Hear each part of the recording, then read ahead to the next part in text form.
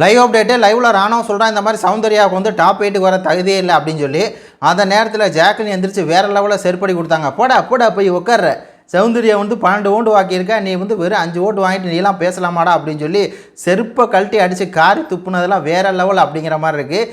Jacqueline வந்து இன்றைக்கி சம்பவம் பண்ணிட்டாடா அப்படின்னு நம்ம வந்து சொல்லணும். ஏன்னா எனக்கு அந்த ஒரு வீடியோ பார்த்துட்டு அந்த ஒரு விஷயத்தை கேட்டுட்டு எனக்கு அவ்வளோ தூரம் மகிழ்ச்சியாக இருக்குது.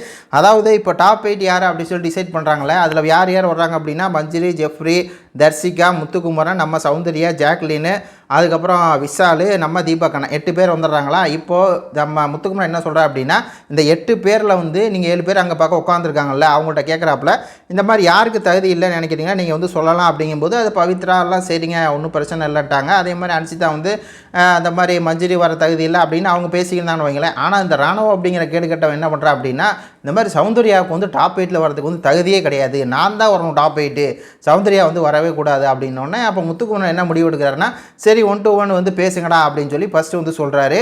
உடனே வந்து சௌந்தர்யாவும் நிற்கிறாங்க, இவன் நிற்கிறான், 1 to 1 பேசிக்கலாம் அப்படின்னு சொல்லி. உடனே இவன் வந்து என்ன சொல்கிறா அப்படின்னா, இந்த மாதிரி வந்து சௌந்தர்யா குரூப்பாகவே விளாட்றாங்க, நான் வந்து இண்டிவிஜுவலாக வந்து விளையாண்டுருக்கேன் அப்படிங்கிற மாதிரி ஒரு மொக்க காரணத்தை வந்து சொல்லிட்டுருக்கான்.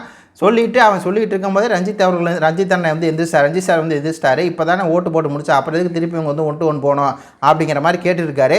அப்போ ஜாக்லின் வந்து வேறு லெவலில் வந்து எந்திரிக்கிறாங்க, டே மூளை இல்லாதவனே அப்படின்னு சொல்லி. இல்லை நாங்கள் 1 to 1 பேசுகிறோம் அப்படின்னு சொல்லி ரஞ்சித் சார் வந்து வேணாங்கவும் இவன் வந்து பேசுகிறேங்கிறான் நம்ம ராணுவம் அப்படிங்கிறவன். உடனே ஜாக் எந்திரிச்சு, டே வந்து உட்கார, பேசாமல் வந்து உட்கார, அவங்க 12 பேர் வந்து அவளுக்கு ஓட்டு போட்டு 12 ஓட்டு வாங்கியிருக்கா, நீ 7 ஓட்டு வாங்கிட்டு நீ வந்து போட்டி போடுறியா? ஏதோ ட்ரா வருது, 2 பேர் வந்து அவள் 12 நீ 12 வந்தால் போட்டி போட்டு பேசலாம் நீயா அவளாண்டு, ஒரு இளவும் இல்லாமல் போடா போய் உட்கார்ற அப்படின்னு சொல்லி இந்த ரணவை வந்து தாட்டி விட்டார். வேறு லெவலில் இருந்துச்சு. ரணவு என்ன அப்படின்னா, சௌந்தர்யா மேலே ஒரு காண்டு, சௌந்தர்யா வந்து நம்ம டார்கெட் பண்ணோம் அப்படின்னு சொல்லி அந்த ஆள் சுற்றிக்கிட்டு இருக்கான். அவனுக்கு வந்து செருப்படி கொடுத்த மாதிரி இருந்துச்சு.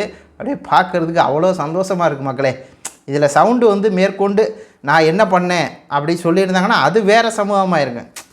ஆனாலும் இவனுக்கெல்லாம் பதில் சொல்லக்கூடாது. இவன் யார்? இவன் சௌந்தர்யா பக்கத்தில் நிற்க உனக்கு தகுதி இருக்கா சொல்லுங்கள்? ஒரு தகுதி இருக்கா அவனுக்கு? சவுண்டு பக்கத்தில் நின்று சௌந்தர்யா கேமு இவன் கேமு ஒன்றுன்னு ஒப்பிடுறதுக்கு தகுதி இருக்கா? அவனோட வந்து சவுண்டோட ஜாக்லின் ஒப்பிடலாம், சவுண்டோட முத்துக்குமரன் ஒப்பிடலாம். வேறு யாரும் வந்து ஒப்பிடுறதுக்கு இருக்கா? வேறு யாருமே கிடையாது. சொல்லுங்கள் பார்க்கலாம். அதான் நம்ம கருத்து. உங்கள் கருத்துக்களை சொல்லுங்கள். நன்றி, வணக்கம்.